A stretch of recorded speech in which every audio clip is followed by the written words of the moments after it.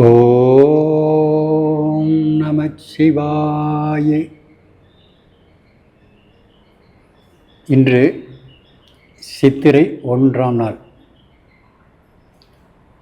சித்திரை 1ஆம் நாள் எல்லோருமே இரவில் மா, பலா, வாழை இவைகளை ஒரு தட்டத்தில் வைத்து காலையில் எழுந்ததும் அதில் விழிப்பார்கள்.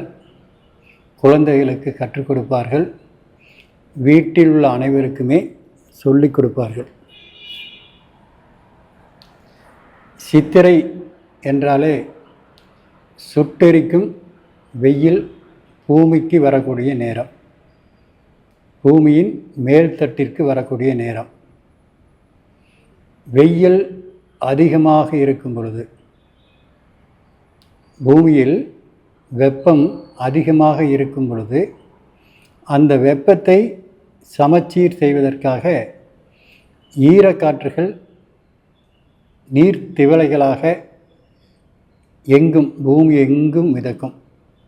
இந்த வெயில் அதிகமாக இருக்கக்கூடிய காலத்திலே ஈரக்காற்று மிதக்கும். அந்த ஈரக்காற்று நம் மீது படும் பொழுது நம் உடலெல்லாம் நீராக, வியர்வையாக இருக்கும். நாம் வியர்வையை உள்ளிருந்து வெளியே வருகிறது என்று நினைப்போம். ஆனால் அது உண்மையல்ல. உடலுக்குள் இரத்தத்தில் ஏற்படக்கூடிய நெருப்பின் தன்மையை, நெருப்பினால் உருவாகும் வெப்பத்தை கட்டுப்படுத்துவதற்காக வரக்கூடிய ஈரக்காற்று தான் வியர்வை. இந்த வியர்வை அதிகமாக இருக்கும் பொழுது நம் உடம்புக்கு தேவையான, நம் உள் உறுப்புகளுக்கு தேவையான வெப்பம் கிடைக்காது. இதனால்தான் இந்த காலத்திலே நிறைய நபர்களுக்கு முகத்திலே முகப்பரு ஏற்படும். உடலெங்கும் சிறு சிறு வியர்க்குறுகள் ஏற்படும். இன்னும் நிறைய நபர்களுக்கு அம்மை போடும். இதற்கெல்லாமே காரணம் நம் உடலுக்கு தேவையான இயற்கையான வெப்பம் கிடைக்கவில்லை என்பதுதான். இந்த நேரத்திலே நம் வருடம் துவங்கக்கூடிய, தமிழ் வருடம் துவங்கக்கூடிய நாள், சுட்டெரிக்கும் வெயிலை இந்த பூமியில் இருக்கும் நாள். அந்த நாளில் நாம் மா, பலா, வாழை இந்த மூன்றுமே வெப்பத்தை தன்வசம் ஈர்க்கக்கூடிய சக்தி கொண்டது. இந்த மூன்றுமே மஞ்சள் நிறமானது, வெப்பத்தை தன்வசம் சேர்க்கக்கூடியது.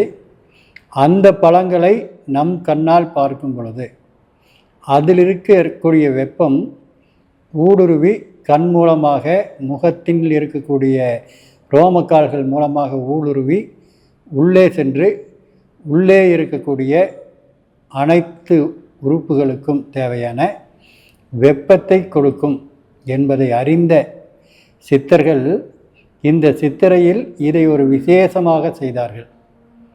அப்போது அந்த இரவு நேரத்தில் அந்த மா, பலா, வாழை இந்த மூன்றையும் ஒரு தட்டில் வைத்து அதை காலை எழுந்தவுடன் நாம் பார்க்கும் பொழுது நம் முகத்தில் ஒரு பிரதிபலிப்பு, நம் முகத்தில் ஒரு தெளிவு, நம் உடலுக்கு தேவையான உயிர் சக்தி, வெப்ப சக்தி அனைத்தும் கிடைக்கும்.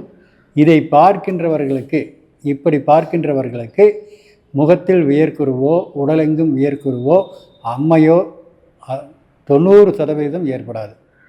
ஆகவே ஒரு வாழைப்பழத்தில், மாம்பழத்தில், பலாச்சுளையில் இருக்கக்கூடிய மருத்துவத்தை கூட இரகசியமாக நம் உடலுக்கு பயன்பட வேண்டும் என்பதற்காக செய்திருக்கிறார்கள் நம் முன்னோர்கள், சித்தர்கள். இதையெல்லாம் நாம் மறந்துவிட்டோம். மீண்டும் நினைப்பதற்காக, மீண்டும் இதையெல்லாம் ஒவ்வொரு தனிநபர்களும் அறிய வேண்டும் என்பதற்காகவே இந்த ஆத்மலிங்கேஸ்வரர் இங்கு அவதரித்து நம் மூலமாக சொல்ல வைக்கிறார். அனைவரும் இந்த உண்மையை புரிந்து கொண்டு ஒவ்வொரு வருடமும் தவறாமல் தட்டிலே மாப்பழ வாழை வைத்து இரவு நேரத்திலே அதை காலையிலே இருந்து பாருங்கள்.